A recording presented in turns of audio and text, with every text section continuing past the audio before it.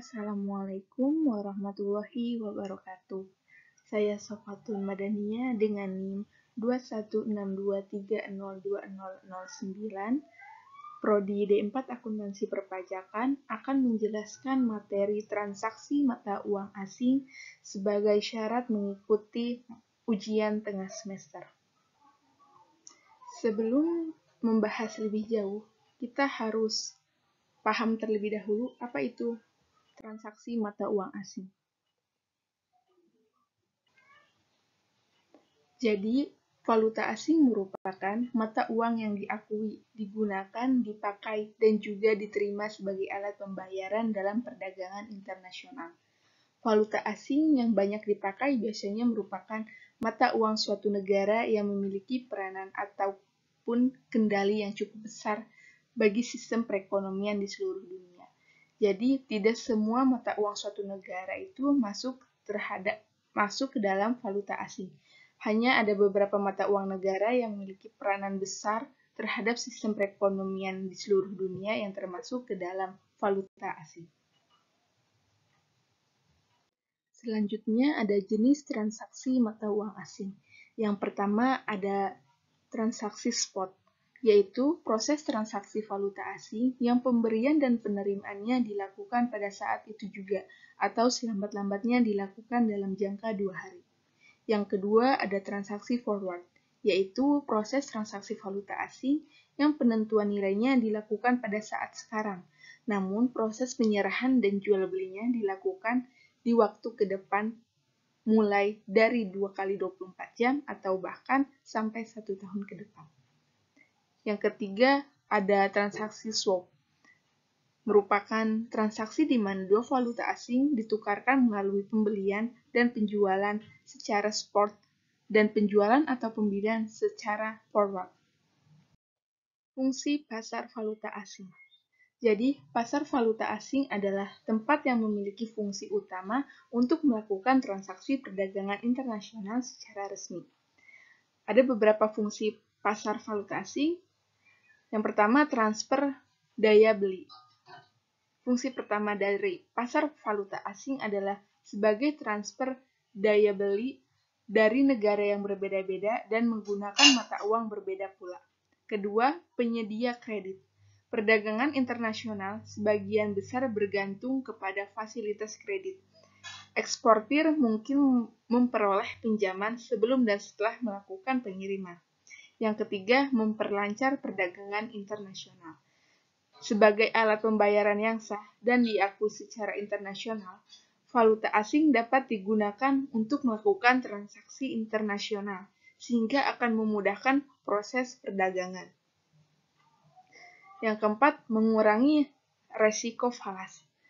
Fungsi terakhir dari pasar valuta asing adalah dapat mengurangi resiko falas, karena keberadaannya memungkinkan untuk menghambat kemungkinan perubahan harga atau hedging.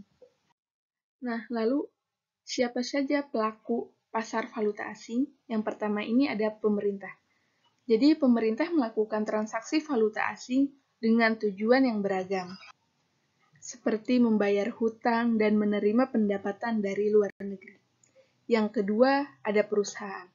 Perusahaan selalu berinovasi untuk meningkatkan daya saing dan menekan biaya produksi dengan mengimpor berbagai sumber daya baru yang lebih terjangkau.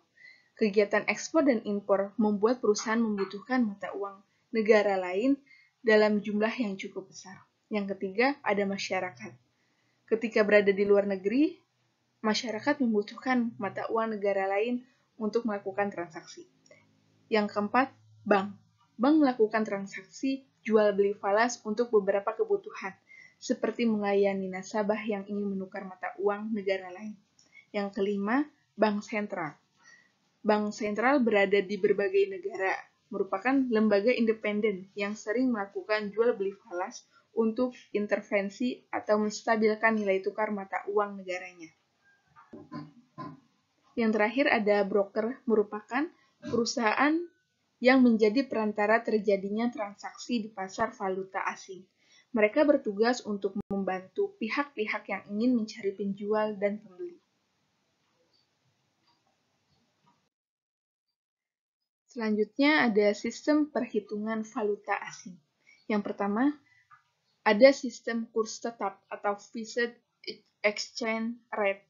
Sistem ini menggunakan nilai tukar mata uang yang sifatnya tetap. Jadi, nilai tukar uang atau kurs akan mengikuti aturan dari bank sentral. Yang kedua, kurs mengambang atau floating exchange rates. Ini merupakan sebuah sistem kurs bebas di mana nilai tukar mata uang akan dipengaruhi kekuatan valuta asing di pasar. Nilainya ditentukan oleh penawaran dan permintaan mata uang yang ada di pasar. Yang ketiga, ada kurs mata uang mengambang terkendali. Sebenarnya ini merupakan gabungan dari sistem kurs tetap dan mengambang. Di sini pemerintah melalui bank sentral dan pasar valuta asing punya hak untuk mengendalikan nilai kurs valuta asing. Selanjutnya ada jenis mata uang asing yang diperdagangkan di pasar valuta asing. Sebelumnya dijelaskan bahwa tidak semua mata uang suatu negara dapat diperdagangkan di pasar valuta asing. Berikut ini beberapa mata uang negara yang diperdagangkan di pasar valuta asing. Yang pertama, ada USD, yang kedua Euro, yang ketiga Chinese Yuan, yang keempat Canadian Dollar, yang kelima Singapore Dollar, yang keenam Pound Sterling, yang ketujuh Japanese Yen, yang kedelapan Australian Dollar. Nah, jadi itu beberapa mata uang asing yang diperdagangkan di pasar valuta asing. Selanjutnya, pencatatan dan pelaporan mata uang asing. Pencatatan transaksi mata uang asing. Ada beberapa langkah umum dalam pencatatan transaksi mata uang asing. Yang pertama ada identifikasi transaksi, yaitu menentukan jenis transaksi yang akan dicatat, apakah itu pembelian, penjualan, atau konversi mata uang asing. Yang kedua ada penggunaan mata uang, yaitu kita menentukan mata uang mana yang akan digunakan untuk mencatat transaksi.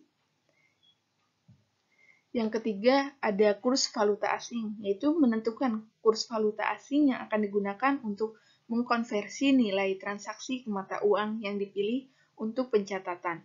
Karena kurs ini bisa berubah-ubah tergantung pada pasar valuta asing. Yang keempat ada pencatatan transaksi.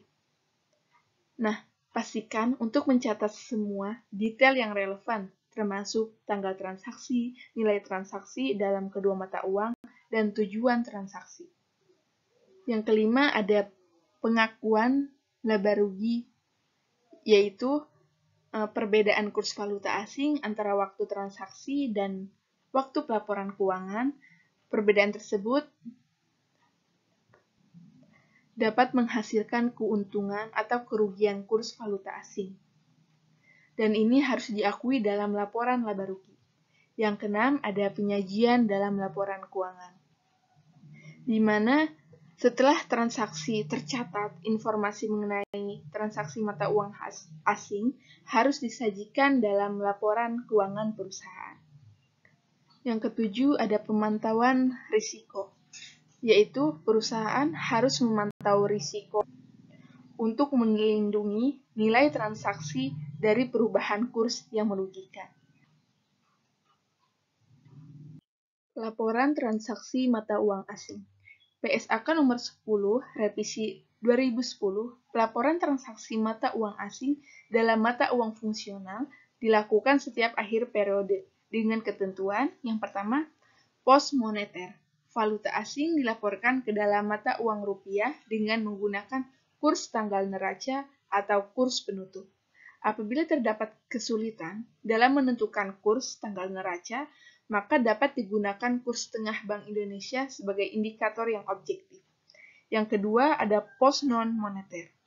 Tidak boleh dilaporkan dengan menggunakan kurs tanggal neraca, tetapi harus dilaporkan dengan menggunakan kurs tanggal transaksi.